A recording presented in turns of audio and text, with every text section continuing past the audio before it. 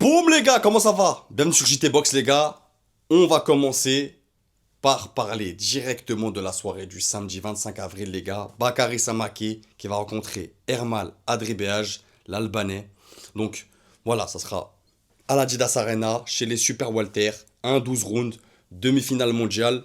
On va en discuter. D'abord, abonne-toi, partage, like, boost. Ça me donne de la force. Ensuite, palmarès des deux boxeurs, où ils en sont. Partie technique, les gars. Je serai présent. Là, c'est la Fight Week cette semaine. Il y a beaucoup de choses qui vont se passer, des conférences, tout ça.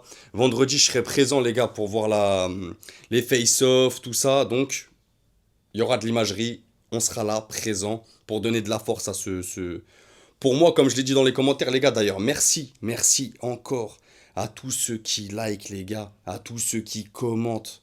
Vraiment, un grand merci. Sur ma dernière vidéo où je parlais de Tony Yoka contre Laurent Sokoli, vraiment, on a eu de belles discussions. Vraiment, c'est encourageant. Et ça me fait plaisir de voir que la chaîne, vraiment, il y a des gens qui connaissent la boxe. Vraiment, ça, vous pouvez pas me faire plus plaisir, en fait. Vraiment, les gars, ça me fait kiffer. Donc voilà, d'abord, je tenais à vous remercier du soutien. Vraiment. Et ensuite, on va aller. Donc, Bakary Samake, les gars. Merci à ceux qui sont partis voter aussi. N'oubliez pas, il y a un vote encore. Donc, Bakary Samake favori, bien évidemment. Donc, Bakary Samake, les gars, c'est top 10 mondial, top 1 français, top 7 IBF, top 1 WBC, top 4 WBO, top 2 européen. Il a la ceinture WBC Silver depuis novembre 2024. Il a 19 combats, 19 victoires, 0 défaite, 0 match nul. Il a 104 rounds dans les pattes depuis qu'il est passé pro en 2021. Il a 22 ans, droitier. Son dernier fight, j'étais présent au bord du ring, c'était en octobre 2025 contre Ortiz. Victoire par KO à la 5e reprise. Maintenant, Ermal Adribehaj, il y en a beaucoup, je pense, qui ne connaissent pas, ce qui est normal, hein. Il est top 26 mondial. Top 26 mondial, ça reste quand même un top 30, ça reste quand même, on va dire en termes d'adversité, je vous le dis tout de suite, c'est le meilleur adversaire depuis Ahmed El Moussaoui que va affronter Bakary Samake. Maintenant, je te dis pas qu'il est super fort, je te dis pas que voilà, il est super, c'est un boxeur de ouf, mais voilà, en tout cas, Bakary, ça sera son meilleur adversaire, notamment si on prend les rankings, c'est son meilleur adversaire, tout confondu depuis le début de sa carrière. Donc top 26 mondial, top 9 américain, originaire d'Albanie. Top 3 WBC, il a la ceinture WBC internationale depuis novembre 2022. Voilà, les gars, normalement, j'ai pas besoin, mais ceinture internationale, ceinture silver, ceinture intérim, ceinture champion du monde. Je vous les ai classés dans l'ordre. Il a 24 combats, 22 victoires, 0 défaite, un match nul. Il a 168 rounds dans les pattes depuis qu'il est passé pro en 2019. C'est un mec qui vient du kickboxing. Donc il a 32 ans. Gaucher, 1m78. Dernier fight, c'était en novembre 2025 contre Placido Ramirez. Placido Ramirez qui avait affronté Milan Prat. Et je crois que Milan, il avait mis KO, les gars, de souvenir.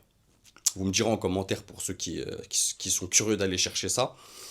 Donc, victoire à la décision en 10 rounds. Maintenant, les gars, partie technique, moi, c'est là ce qui m'intéresse. C'est pour ça qu'on se casse la tête. Donc, Bakary, moi, de ce que j'ai vu, ça fait quand même plusieurs combats que je le suis vraiment bien. On va aller vite, les gars. On va bombarder comme d'habitude, hein. Il a besoin de quelques rounds pour démarrer. Voilà, c'est quelqu'un. Bakary, il a besoin de prendre des rounds. Il a besoin de, voilà, un, deux rounds vraiment d'observation pour démarrer, pour commencer à lâcher la bête. Vraiment. Vitesse de bras incroyable. Défense et contre, bien sûr. C'est une boxe plus défensive qu'offensive. Mais il sait attaquer aussi. Alors on lui reproche souvent le manque de rythme, le manque de débit. Mais je pense que ça va aller en s'améliorant. Je le rappelle, il a que 22 ans, 23 ans. Donc voilà. Il a un très bon timing. Il a un très bon timing. Vraiment. Très bon coup d'œil. Ça monte en puissance, ça monte en maturité. Il sera à domicile. Donc il aura envie de briller.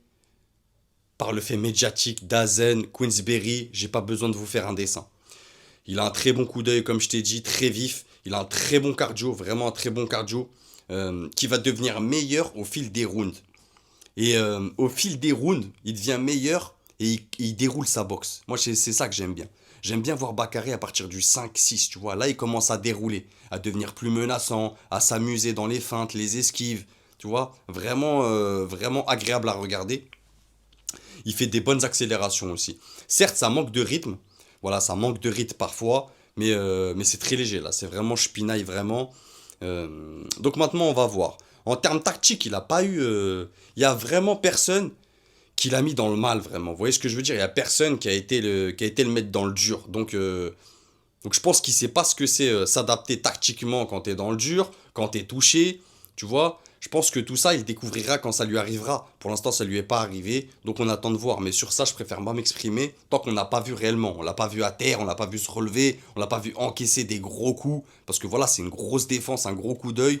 Donc maintenant, Hermal, les gars, Hermal, c'est un bon boxeur. C'est un bon boxeur. Je pense qu'il peut, comme tu l'as vu dans le titre, je pense qu'il peut gêner Bakary vraiment sur la première partie de combat. Euh, En lui mettant une pression, en avançant sur lui, en le gênant. Le fait d'être gaucher aussi. Le dernier gaucher, je crois qu'il a affronté Bakary, c'était Wade Ryan. Si je dis pas de bêtises. Je crois que c'est Wade Ryan. Voilà, donc il n'a pas affronté non plus 10 milliards de gauchers. Donc ça aussi, ça peut demander un petit temps d'adaptation. Voilà, je pense qu'Armal, il peut poser des problèmes à Bakary. Vraiment, il peut poser des problèmes à Bakary de par son débit. Je pense qu'il va Je pense qu'Armal, il vient pour faire une guerre. Vraiment, il vient pour faire une guerre. Ça fait, comme je t'ai dit, depuis 2022 qu'il a la WBC internationale. Donc là, on lui offre une chance de taper le numéro 1 WBC, de ramasser une ceinture silver, en plus d'Azen, en plus Queensberry. Ah, il y a trop de... Il y a trop de trucs pour ne pas avoir la dalle en fait, vraiment. Donc je pense qu'il va lui imposer un rythme tout de suite de pression et qui va avancer sur lui. Mais s'il laisse Bakary prendre le contrôle du centre du ring, excusez-moi, et avancer, je pense que ça va être compliqué pour l'Albanais. Je pense que la tactique pour lui, elle serait mieux d'avancer vraiment. Hermal, c'est quelqu'un qui peut aussi casser les accélérations et la vitesse de Bakary en accrochant à répétition. Vraiment, il fait ça très bien. Euh, il aime bien être au corps à corps. Il aime bien être au corps à corps, mi-distance et se rapprocher corps à corps. Donc attention à ne pas se laisser avoir. Il a des bons uppercuts. Il a des bons uppercuts au corps à corps. Donc à Bakary, pour moi, et son coach, d'utiliser la bonne tactique. Vraiment, ça va être tactique. Et je pense que l'adaptabilité va être primordiale. Vraiment, va être primordiale sur ce combat. Hermal va chercher à casser la distance pour imposer sa pression. Comme l'avait fait Ahmed El Moussaoui, hein, qui a avancé. Et on a vu que voilà, bah, Bakary, certes, il a dominé le combat. Mais voilà, en reculant, je pense qu'il est plus fort, Bakary. Je pense que si Hermal avance, après, ça dépend parce qu'il y a avancer et avancer. S'il avance en étant intelligent, mais juste en étant à mi-distance et travailler, ça peut gêner. Mais s'il avance en jetant, Bakary peut le contrer. Donc je pense moi qu'il va vouloir avancer, casser la distance.